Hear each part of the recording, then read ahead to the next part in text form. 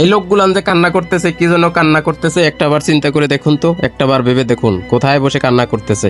এই মা তার কেন কান্না করতেছে, কি জন্য কান্না করতেছে, একবার চিন্তা করুন তো, একবার চিন্তা করে ভেবে দেখুন তো কেন তারা কান্না করতেছে।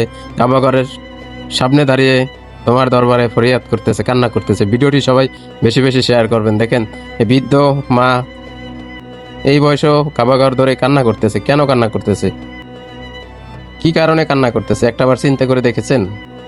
এই হাসরের ময়দানে এই লোকগুলান কেন কান্না করতেছে, একটাবার ভেবে দেখুন তো, মনটা নরম হয়ে যাবে। একটাবার চিন্তা করে দেখুন, মনটা নরম হয়ে যাবে। এই চোখের পানি রাসূল সাল্লাল্লাহু আলাইহি সাল্লামের রওজার সামনে দাঁড়িয়ে যখন এই লোকগুলান চোখের পানি ছেড়ে কান্না করে, তখন আল্লাহ তাআলা তাদের কান্না অবশ্যই একটু হলেও দেখতে পায়। দেখেন মদিনা শরীফে বসে কিভাবে কান্না করতেছে। সবাই শুধু কান্না করতেছে কি, টাকা পয়সা, অর্থ, ধন দৌলতের জন্য? কখনোই না। তাদের গুনাহ মাফ করার জন্য খোদার দরবারে ফরিয়াদ করতেছে, আল্লাহ তাআলা যত তাদেরকে মাফ করে দেয়। ভিডিওটি বেশি বেশি সবাই শেয়ার করবেন। দেখেন এখানে গরিব দুঃখী কেউ কিন্তু কিছুই বুঝে না, সবাই বুঝে যে তার গুনাহকে মাফ করাইতে হবে, সেজন্য আল্লাহর দরবারে ফরিয়াদ করতেছে। আপনিও এই দোয়ায় অংশগ্রহণ করতে পারেন ভিডিওটি শেয়ার করে।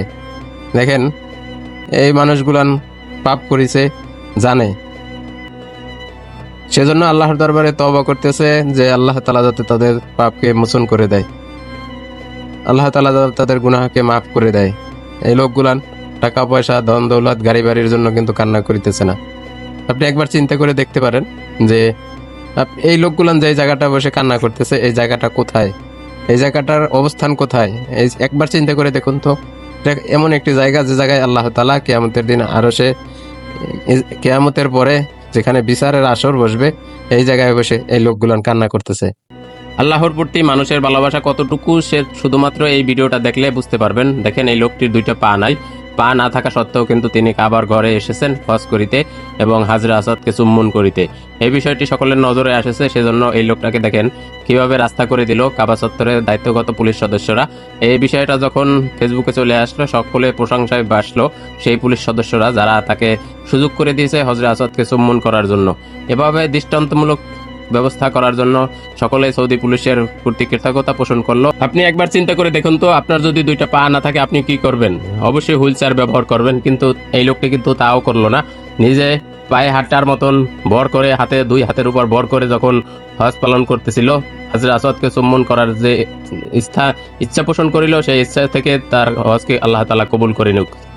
এই পুলিশ সদস্যরা যখন তাকে সাহায্য করলো, এই প্রশংসা ফেসবুকে আসলো এবং এই ভিডিওটি ফেসবুকে প্রচুর পরিমাণ ভাইরাল হলো এবং তারা সকলে মিলে যখন তাকে উপরে ধরে হজরে আসাদকে চুম্বন করার জন্য নিয়ে গেল, এই লোকটি এতটাই খুশি হলো যে এই ভিডিওটা দ্বারা এটাই প্রমাণিত হয় যে পৃথিবীতে এখনো মানবতা বেঁচে আছে পুলিশের মাঝে। কেননা আমাদের বাংলাদেশের পুলিশের অবস্থা চিন্তা করুন একবার, আর সৌদির পুলিশের কথা চিন্তা করুন একবার।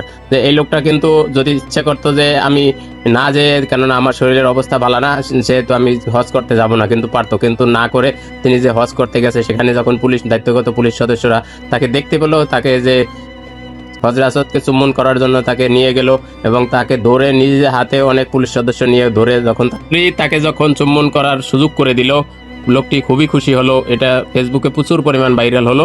ভিডিওটি সবাই বেশি বেশি শেয়ার করবেন।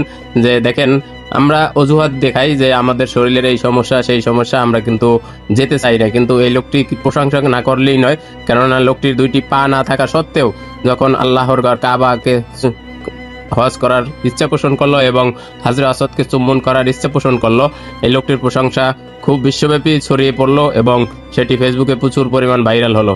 সে কারণে আপনাদের কাছে নিয়ে এসেছি যে দেখুন, ইচ্ছা থাকলে উপায় হয়।